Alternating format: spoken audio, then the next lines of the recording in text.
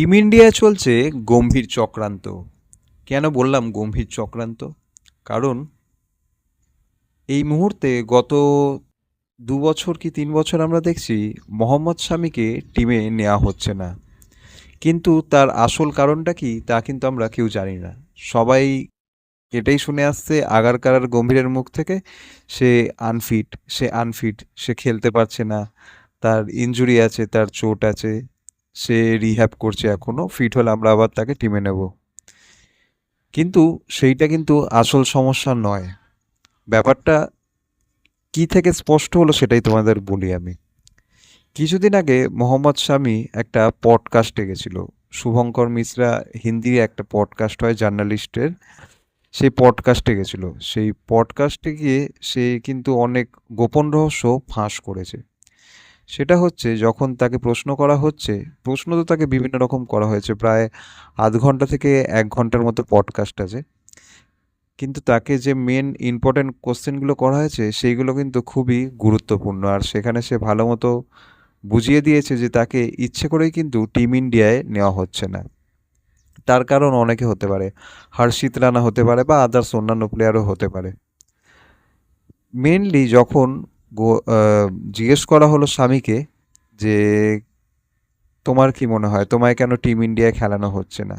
তুমি তো রঞ্জি ট্রফিতে 200 ওভার বল করছো, তুমি 8-9টা ম্যাচ খেলে 37টা উইকেট নিচ্ছ, প্রথম ইনিংসে 5টা উইকেট নিচ্ছ, দ্বিতীয় ইনিংসেও 4-5টা উইকেট নিচ্ছ, বেশিরভাগ ম্যাচে তুমি ম্যান অফ দ্য ম্যাচ হচ্ছ, তাও তোমাকে কেন টিম ইন্ডিয়ায় নেওয়া হচ্ছে না রঞ্জির এত ভালো পারফরমেন্সের পরও?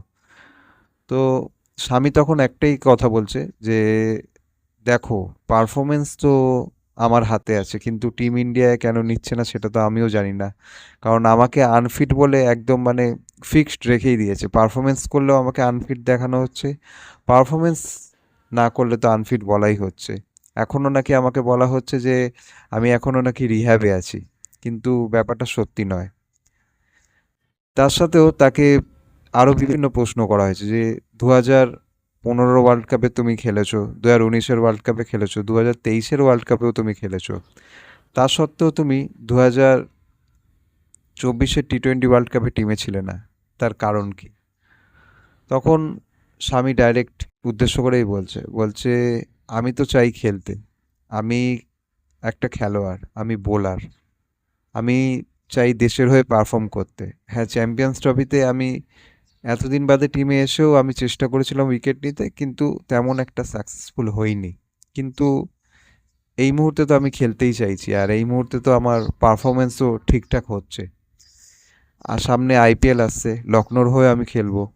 আর আগামীকাল, গতকালের ম্যাচও আমরা দেখলাম লখনৌর হয়ে কত সুন্দর শামি বল করলো, তার স্পিডে 140 থেকে 142, তো কোনো চোট খাওয়া বোলার তো বল করতে পারে না।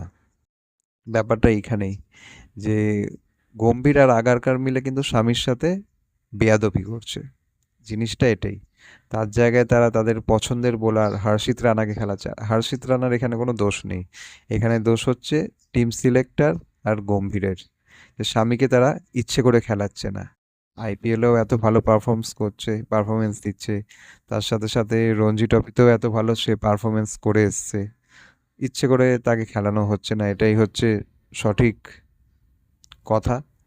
তো বন্ধুরা, তোমাদের কি মনে হয় এই যে শামি খেলছে না, এই যে শামির মতো একটা প্রিমিয়াম বোলার, যে বুমরার কোয়ালিটির মতো বোলার যে টিম ইন্ডিয়ায় নেই, সে যে খেলছে না, তো তোমাদের কি মতামত অবশ্যই তোমরা কমেন্টে জানাও, আর ভিডিওটা ভালো লাগলে কিন্তু অবশ্যই সাবস্ক্রাইব করো।